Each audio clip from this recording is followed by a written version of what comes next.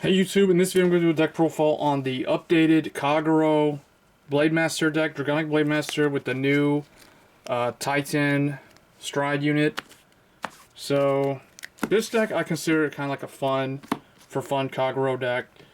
It's not meant to be super good, but it is really annoying because it always ensures that you have more rear guards than your opponent. Basically, once you're able to get that first stride, they'll never be able to have 5 rear guards. Because you will keep on messing up their field so bad. So, here we go. So we've got 4 Dragonic Blademaster. He is...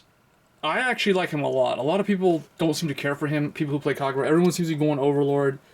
But he's pretty fun. Like, I would say, overall, I have more fun with him than I do with the Overlord deck. Because usually my opponents, they've played so much against Overlord that they know what to expect. With Blademaster, it's kind of like, occasionally I get someone who never really played against him. They don't really know that he just keeps blowing up one of their rear guards every time I stride, and then the stride skill does even more retiring. It's kind of ridiculous, so they just kind of get annoyed. But he's a really fun card. I like him a lot. His GB2 skill gives him that critical pressure, which usually it's always gonna be there once you have GB2 if you can't stride. So really decent card overall. So he's usually like 21k or more with critical when he swings. So that's really nice. I like him a lot. Next, grade 3 that I'm running in addition to him is kind of a surprise to people. So Dragon Fang, Chain Shot, Sutherland. Like I said, this is a for fun deck, so there's some interesting cards here. This card makes me think of this combined with the new Perfect Guard. Has some interesting style play. It's almost kind of like a weird Legion sort of thing going on, and we'll get into that later. But Sutherland, essentially what he does is he has... all of his effects are either Vanguard or Rearguard effects. So he's got his continuous skill where if your Vanguard is blazing, he can be Vanguard or Rearguard to do this. If your Vanguard's blazing, so basically the way Blaze works, if you don't know, is at the beginning of each of your attacks, whether it's Vanguard attack or Rearguard attack, if you have more Rearguards than your opponent, your Vanguard becomes blazing. So you just need to have a card that has the Blaze skill for this to activate, or for Blaze to become a thing, or to activate during that turn. So... and usually, Blademaster's deck is very good at ensuring that you always have more rearguards than your opponent. Just because of the nature of how easy it is to retire things. Unless your opponent's running like 5 rearguards that all have resist, which is very unlikely. Yeah, so... when your other unit is... so basically, his effect is... if your Vanguard's blazing and you have a unit named Escort Dragon Attendant Reyes in the same column as this unit gets 4,000. So it becomes 15,000.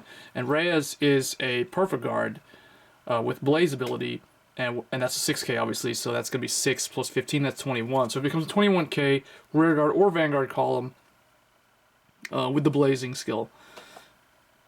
And then you've got, when your other unit is placed in the same column as this unit, you may counterblast 1 if you do choose one of your opponent's rearguards in the same column as the unit and retire. So they've got kind of like a Perdition style retiring thing going on.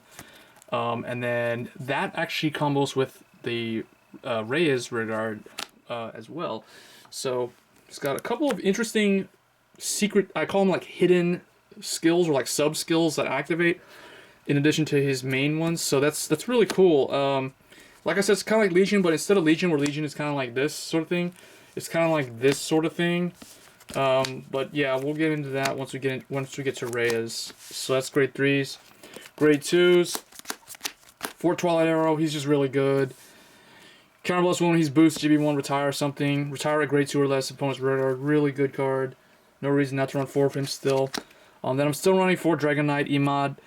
This is basically your guy that attacks for 11k, and then he has the ability to retire. If the opponent tries to block with 1 card, he can retire that card. So that's quite good, I would say. But in order for that to happen, in order for him to be able to do this skill, you have to retire opponent's rearguard in the same column as him. So again, it's kind of like they're trying to bring back in... I mean, this guy's from GBTO 3, but it's like Perdition style play is starting to come back in to Kagura, or at least they're trying to introduce that column style play. Next, a new card, Dragonic, Nadim. He's got Blaze. When this unit attacks a Vanguard, if your Vanguard is blazing, he gets 2k, and then if his attack hits, he can countercharge 1. So, just a nice addition with Blaze. Another a card that can consistently hit 11k, swing 11k. So you got a lot of 11k potential here. Those grade 2s.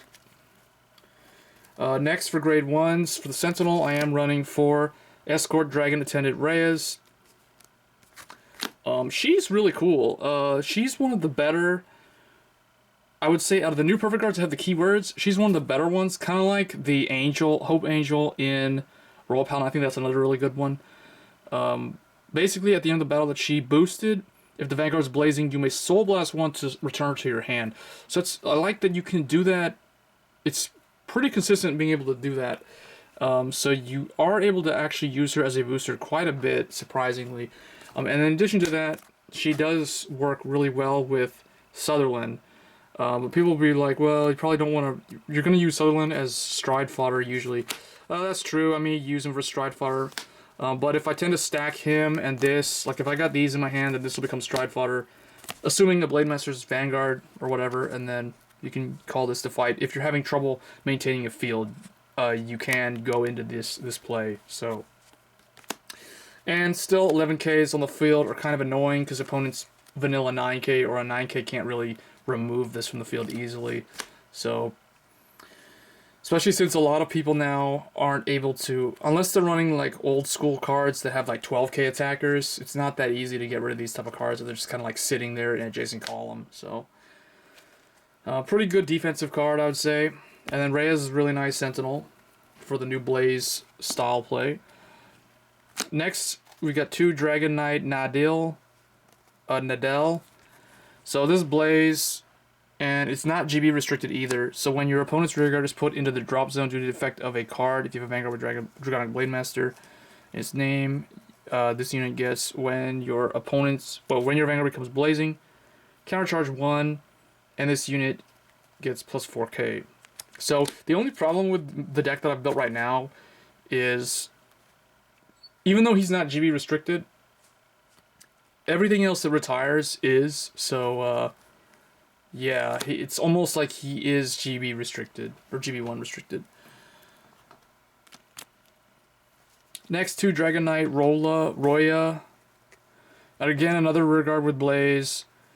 This one has a defensive ability when he's in the bind zone. Basically, at the end of the battle, this unit attacked or boosted. If your Vanguard is blazing, you may bind him. Why would you want to do that? Is because when he's in the bind zone, at the beginning of the guards of the battle that your Vanguard was attacked, you may call him from the bind zone to the Guardian Circle, and he gets plus 5k shield. So that essentially makes this grade 1 a 10k shield that doesn't even have to be in your hand. So you could use this in weird clutch situations in, let's say, a match against Shadow Paladin. You could strategically use this and then, like, send it in the bind zone. So later on, you could potentially use it to help you defend against Diablo. You could like block with this plus a G Guardian or something, and then you could block Diablo. So stuff like that, and then use an intercept or whatever. So pretty good at 2. And then 3 Dragon Dancer Marcel. So again, another rigger with Blaze. Lots of the grade 1s in here have Blaze. So she is your main booster, so that's why I'm running 3 of her as opposed to just 2 like with those guys. Where I feel like those guys are more of like tech choices, where 2 or 1 copy is effective. So this is a pretty decent card, so I would run it at 3. Basically, it becomes your 9k boost when the Vanguard's blazing, and then when your units attack hits, look at 5, search for 1 with Blaze. This has the ability to search your Blaze cards, and there's lots of Blaze, including the grade 1s, so she can search quite a bit of cards. That's why we run 3 of her. And then I run 3 of the Lava Flow Dragon. Originally I wanted to run 4. If I wanted to run 4, I would probably drop one of those 2 to 1 copy. But so far I've been able to stride a lot anyway, so it doesn't really hurt the deck that much.